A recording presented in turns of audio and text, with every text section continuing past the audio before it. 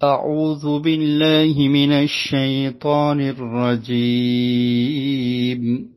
بسم الله الرحمن الرحيم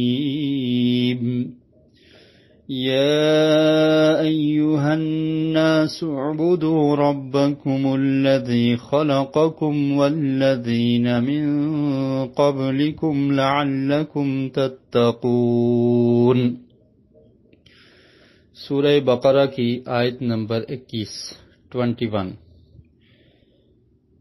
یا ایہا الناس، اے لوگو۔ الناس کہتے ہیں لوگوں کو، جیسے قرآن مجید میں قرآن کی جو آخری سورت ہے اس کا نام ہے سورۃ الناس، تو الناس کا مطلب ہے لوگ۔ یا ایہا یہ حرف ندا ہے، مطلب اے لوگو۔ اعبدو اگر ملا کر پڑھیں گے تو پڑھیں گے یا ایہا الناس اعبدو۔ اعبدو کا مطلب ہے عبادت کرو، امر کا صیغہ ہے، مطلب کسی کو حکم دینا کہ عبادت کرو، تم عبادت کرو، اے لوگو تم عبادت کرو۔ ربکم الذی، اپنے رب کی، رب کہتے ہیں پروردگار، پرورش کرنے والا، پالنے والا، ضروریات کو پورا کرنے والا۔ الذی وہ، خلقکم جس نے پیدا کیا تم کو، خالق کہتے ہیں پیدا کرنے والے کو، تو خلق اس نے پیدا کیا کم تم کو۔ عبادت کرو اپنے رب کی جس نے تم کو پیدا کیا۔ والذین من قبلکم، والذین اور ان لوگوں کو، من قبلکم جو تم سے پہلے تھے، قبل کہتے ہیں پہلے کو، قبلکم تم سے پہلے تھے، لعلکم تتقون تاکہ تم بچ جاؤ، تاکہ تم پرہیزگار بن جاؤ، تاکہ تم متقی بن جاؤ۔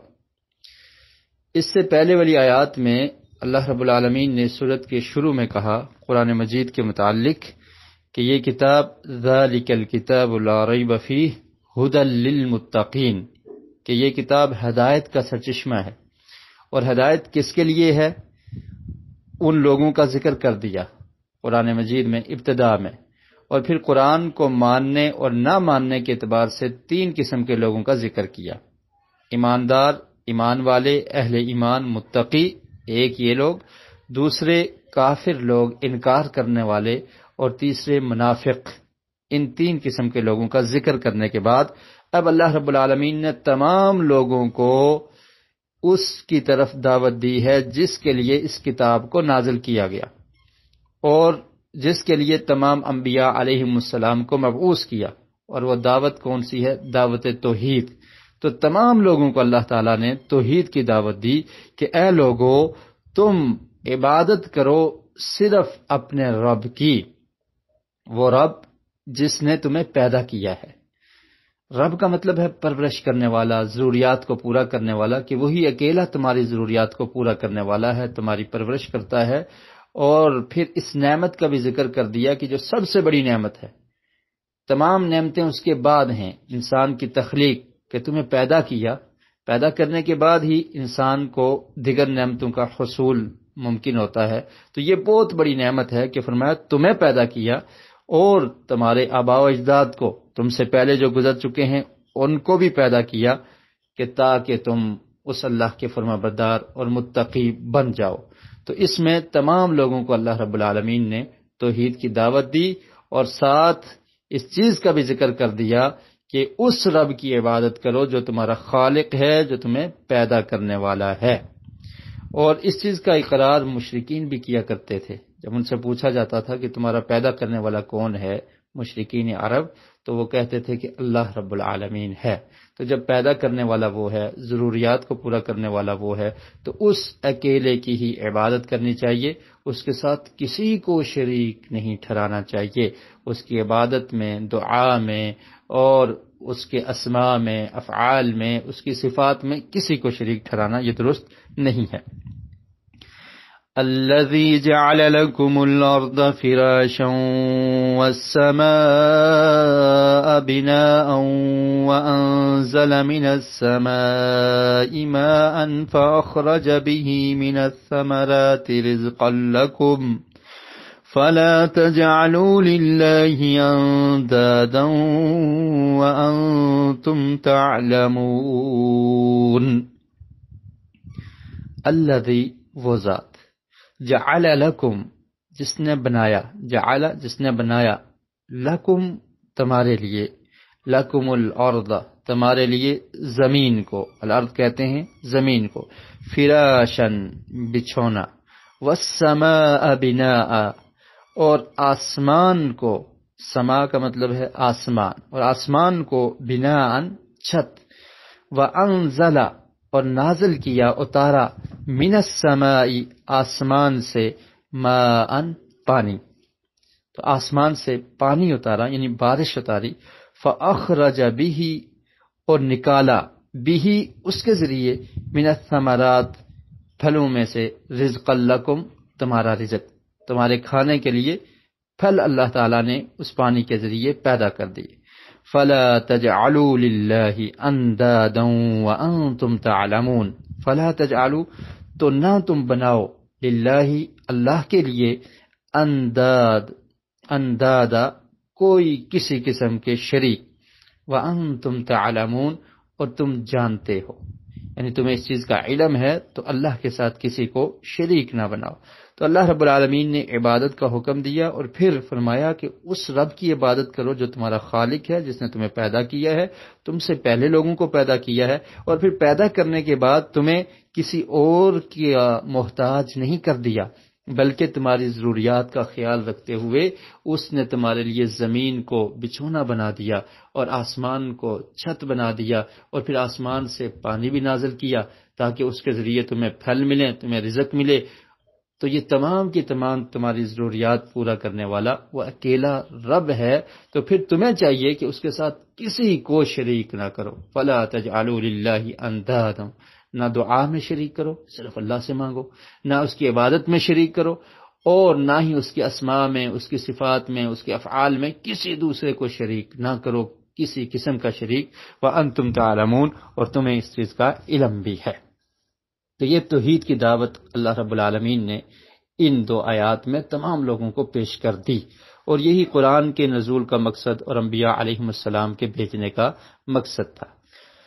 وَإِن كُنتُمْ فِي رَيْبٍ مِّمَّا نَزَّلْنَا عَلَىٰ عَبْدِنَا فَأْتُوا بِسُورَةٍ مِّن مِّثْلِهِ وَادْعُوا شُهَدَاءَكُم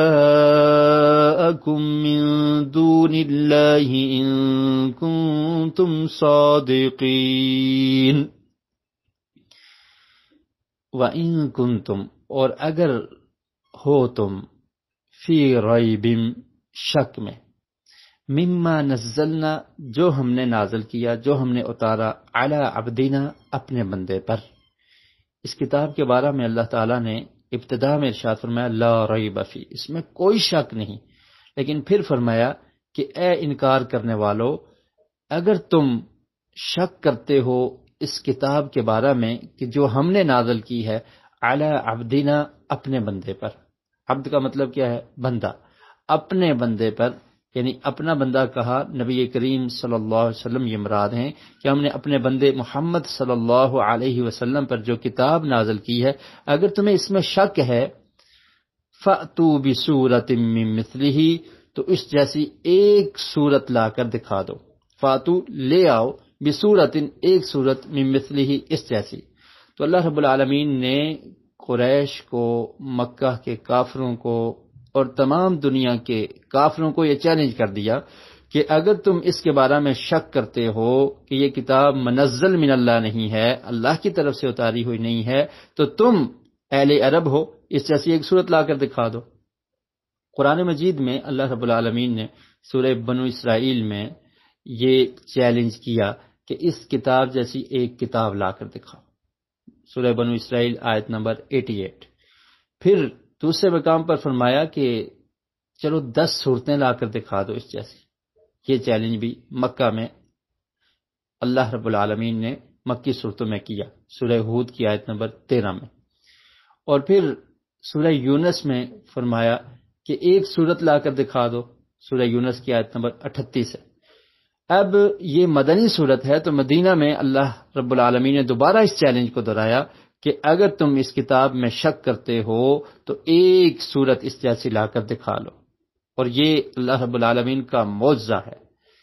انبیاء علیہم السلام کو اللہ تعالیٰ نے معجزے عطا کیے، جیسے جس معجزے کی اس وقت ضرورت ہوتی تھی وہی عطا کیا جاتا تھا، جیسے موسیٰ علیہ السلام کو فرعون کے مقابلے میں عصا اور اس طرح کے دیگر معجزات عطا کیے، اور یہ چونکہ جادوگروں کا دور تھا تو اللہ رب العالمین نے ایسا ہی معجزہ موسیٰ علیہ السلام کو عطا کر دیا کہ وہ ہاتھ نکالتے تھے تو سفید ہو جاتا تھا، اور اپنی لاٹھی کو سمندر میں پھینکا، سمندر کے پانی میں مارا تو وہاں پر راستہ بن گیا، پتھر پہ مارا تو چشمے پھوٹ گئے۔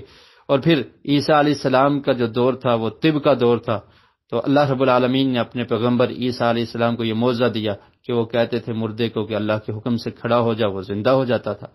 تو جب نبی کریم صلی اللہ علیہ وسلم کو مبعوث کیا گیا تو اس وقت عرب میں فصاحت اور بلاغت کا بڑا چرچا تھا، تو اللہ رب العالمین نے ایسی کتاب عطا کر دی اور پھر چیلنج کر دیا کہ اس جیسی ایک صورت تم لا کر دکھا دو، لیکن وہ ایسی صورت نہیں لا سکی، اور قیامت تک یہ چیلنج باقی ہے۔ تو یہاں پر پہلے توحید کی دعوت اللہ نے پیش کی، اور اب نبی کریم صلی اللہ علیہ وسلم کی رسالت پر ایمان لانے کی دعوت پیش کی۔ وَإِن كُنتُمْ فِي رَيْبٍ مِّمَّا نَزَّلْنَا عَلَىٰ عَبْدِنَا، کہ اگر تمہیں شک ہے اس کے بارے میں جو ہم نے اپنے بندے یعنی نبی کریم صلی اللہ علیہ وسلم پر نازل کیا ہے تو تم لا کر دکھا لو، ورنہ تم ایمان لے آؤ پیارے رسول علیہ الصلاۃ والسلام پر۔ تو توحید کی دعوت بھی ہوگی، اور پھر رسالت، نبی کریم صلی اللہ علیہ وسلم کی رسالت اور نبوت اور قرآن مجید کو تسلیم کرنے کی دعوت اللہ تعالیٰ نے چیلنج کی صورت میں پیش کر دی۔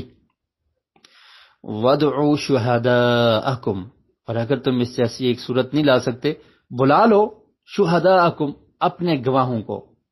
شہید کہتے ہیں گواہ کو، اس کی جمع کیا ہے؟ شہداء، اپنے گواہوں کو، جو تمہارے گواہ ہیں، جو تمہارے مددگار ہیں، جن کو تم بلانا چاہتے ہو، جن کو سمجھتے ہو کہ وہ کچھ کر سکتے ہیں، ان کو بھی دعوت دے دو، بلا لو، من دون اللہ، اللہ کے علاوہ، ان کنتم صادقین، اگر تم سچے ہو۔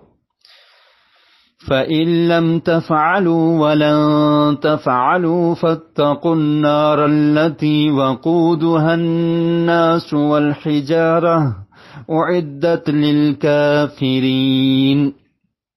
فَإِن لَّمْ تَفْعَلُوا، پس اگر تم نے نہ کیا، یعنی اس کتاب جیسی کتاب صورت کوئی نہ لا سکے، وَلَن تَفْعَلُوا، اور اللہ نے فرمایا کہ ہرگز تم ایسا نہیں کر سکو گے، فَاتَّقُوا النَّارَ، پھر یہ انکار کر کے، قرآن کا انکار، محمد رسول اللہ صلی اللہ علیہ وسلم کا انکار اور توحید کا انکار نہ کرو۔ اگر انکار کرو گے تو جہنم کی آگ میں جلنا پڑے گا، انکار نہ کرو، فَاتَّقُوا النَّارَ، بچ جاؤ اس آگ سے، التی، جو وقودها الناس، جس کا ایندھن، وقود کہتے ہیں ایندھن، وقودها جس کا ایندھن، الناس لوگ ہوں گے، والحجارہ اور پتھر ہوں گے۔ تو جہنم کی آگ، نبی کریم صلی اللہ علیہ وسلم کا ارشاد ہے صحیح بخاری میں، فرمایا کہ تمہاری دنیا کی آگ سے 70 گنا زیادہ سخت ہے، اعدت للکافرین، جو کافروں کے لیے تیار کی گئی ہے۔ اور دنیا کی آگ میں پتھر پھینکے جائیں یا انسان ڈالا جائے تو بس اوقات آگ بجھ جاتی ہے، لیکن جہنم کی آگ، اس کا ایندھن ہی لوگ ہوں گے، یہ لوگ جو کافر ہیں، جو انکار کرنے والے ہیں، وہ ایندھن ہوں گے، والحجارہ اور پتھر ہوں گے۔ اور ابن عباس رضی اللہ تعالیٰ عنہ سے مروی روایت ہے، وہ فرماتے ہیں کہ پتھر سے مراد گندک کے پتھر ہوں گے کہ جس سے آگ مزید بڑکتی ہے۔ عدت للکافرین، یہ آگ کافروں کے لیے تیار کی گئی ہے۔ یہاں سے یہ بات بھی سمجھ آتی ہے کہ آگ، جہنم کی آگ، وہ کافروں کے لیے اللہ تعالیٰ نے تیار کی ہے، لیکن جو اہل ایمان جہنم میں جائیں گے وہ کسی کفریہ کام کی وجہ سے جائیں گے، اور پھر اپنی سزا پانے کے بعد اہل ایمان آخر کار جہنم سے ان کو نکال دیا جائے گا۔ وبشر الذين آمنوا وعملوا الصالحات أن لهم جنات تجري من تحتها الأنهار كلما رزقوا منها من ثمرة رزقا قالوا هذا الذي رزقنا من قبل وأتوا به متشابها وَلَهُمْ فِيهَا أَزْوَاجٌ مُطَهَّرَةٌ وَهُمْ فِيهَا خَالِدُونَ۔ یہ آج کے سبق کی آخری آیت۔ وَبَشِّرِ الَّذِينَ، اور خوشخبری سنا دیجئے ان لوگوں کو، آمنو جو ایمان لائے، وَعَمِلُوا الصَّالِحَاتِ اور عمل کیے انہوں نے نیک، أَنَّ لَهُمْ بے شک ان کے لیے جنات باغات ہیں، تجری من تحتها الانہار، تجری بہتی ہیں، من تحتها ان باغات کے نیچے سے، الانہار نہریں، کلما جب بھی، رزقوا انہیں دیا جائے گا، منہا اس سے، ان باغات سے، من ثمرات کوئی بھی پھل، رزقا کھانے کے لیے، رزق کے طور پر، قالوا تو وہ کہیں گے، ھذا الذی یہ وہی ہے، رزقنا جو ہم دیے گئے ہیں، من قبل اس سے پہلے، وَأُتُوا بِهِ مُتَشَابِهًا اور انہیں دیا جائے گا ملتا جلتا، وَلَهُمْ فِيهَا اور ان کے لیے اس میں، ان جنات میں، ازواج مطہرہ بیویاں ہوں گی پاکیزہ، مطہرہ پاکیزہ، وَهُمْ فِيهَا خَالِدُونَ اور وہ اس میں ہمیشہ رہنے والے ہیں۔ تو اللہ رب العالمین نے کافروں کے لیے، انکار کرنے والوں کے لیے جہنم کا ذکر کیا، اور اس کے ساتھ ہی ان لوگوں کا ذکر کر دیا کہ جو ایمان لا کر نیک عمل کرتے ہیں۔ ایمان کسے کہتے ہیں؟ اقرار باللسان، زبان سے اقرار کرنا، تصدیق بالقلب، دل سے اس کی تصدیق کرنا، اور پھر اس کے مطابق عمل کرنا، یہ تین چیزوں کا نام ایمان ہے۔ اگر انسان عمل نہیں کرتا تو پھر اس کے ایمان کی کوئی حیثیت نہیں ہے، اس لیے فرمایا آمنوا وعملوا الصالحات، ایمان لائے اور عمل کرتے رہے نیک۔ تو ایسے لوگوں کے لیے کیا ہے؟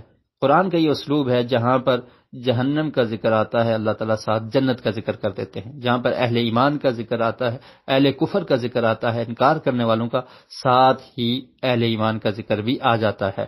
تو فرمایا کہ جو انکار کرنے والے ہیں ان کے لیے آگ ہے، اور جو ایمان لانے والے نیک عمل کرنے والے ہیں ان کے لیے باغات جس کے نیچے نہریں بہتی ہیں، اور پھر جنت میں جب ان کو رزق دیا جائے گا، پھل دیا جائے گا، تو وہ ملتا جلتا ہوگا۔ متشابہہ کا مطلب کیا ہے؟ ملتا جلتا، مطلب یہ ہے کہ دنیا میں جو انہیں پھل کھائے ہیں ان سے ملتے جلتے ہوں گے، لیکن دنیا کے پھلوں کی کوئی حیثیت نہیں ہے آخرت اور جنت کے پھل کے مقابلے میں، لیکن صرف شکل میں کچھ ملتے ہوں گے، ورنہ وہ کوالٹی کے اعتبار سے، ذائقے کے اعتبار سے بہت اعلیٰ ہوں گے۔ یا پھر یہ مطلب بھی ہے کہ جنت میں جو ان کو پہلے پھل دیا جائے گا، دوسرا دیا جائے گا تو وہ بھی شکل میں اسی طرح کا ہوگا، ملتا جلتا ہوگا، تو وہ کہیں گے کہ یہ تو ابھی ہم کھا چکے ہیں، لیکن اس کا ذائقہ ڈیفرنٹ ہوگا۔ اور پھر فرمایا کہ وہاں پر ان کے لیے پاکیزہ بیویاں ہوں گی۔ پاکیزہ کا مطلب کیا ہے؟ کہ وہ پاک ہوں گی حیض سے، وہ پاک ہوں گی تھوک سے، وہ پاک ہوں گی علائش سے، پخانے سے، اور اس طرح کی تمام چیزوں سے، ظاہری جو چیزیں ہیں ان سے بھی، اور باطنی چیزیں حسد سے اور جھوٹ اور اس طرح کے کینہ اور ان چیزوں سے بھی وہ پاک ہوں گی۔ اور پھر جب انسان کو نعمتیں مل جائیں اور انسان کی یہ خواہش ہوتی ہے کہ مجھے کھانے کے لیے مل جائے، رہنے کے لیے مل جائے، رہائش مل جائے، اور پھر جب کھانا بھی وافر ہو، رہائش بھی ہو، تو پھر اس کی خواہش ہوتی ہے کہ مجھے زوجات مل جائیں، بیویاں مل جائیں، تو یہ تمام ضروریات اس کی جنت میں اللہ تعالیٰ پوری کر دیں گے۔ اور پھر جب تمام نعمتیں انسان کو مل جاتی ہیں تو پھر اس کے زوال کا اگر خطرہ ہو کہ یہ ختم ہو جائیں گی تو پھر وہ لذت باقی نہیں رہتی۔ تو اللہ تعالیٰ نے فرمایا کہ نعمتیں بھی ملیں گی، رہنے کے لیے جنات، کھانے کے لیے پھل، اور ازواج بھی ملیں گی، زوجات بھی ملیں گی، اور پھر ساتھ فرمایا کہ یہ ختم ہونے والی بھی نہیں ہیں، وَهُمْ فِيهَا خَالِدُونَ اور وہ اس میں ہمیشہ رہیں گے۔ اللہ رب العالمین ہم سب کو اہل جنت میں سے بنائے۔ اللہ رب العالمین ہمیں، ہماری اولاد کو، تمام مسلمانوں کو، ہمارے والدین کو، عزیز و اقارب کو جہنم کی آگ سے محفوظ فرمائے۔ اللہ رب العالمین ہمیں قرآن مجید کو سمجھنے کی، اس پر عمل کرنے کی توفیق نصیب فرمائے۔ وما علیہ الا البلاغ المبین۔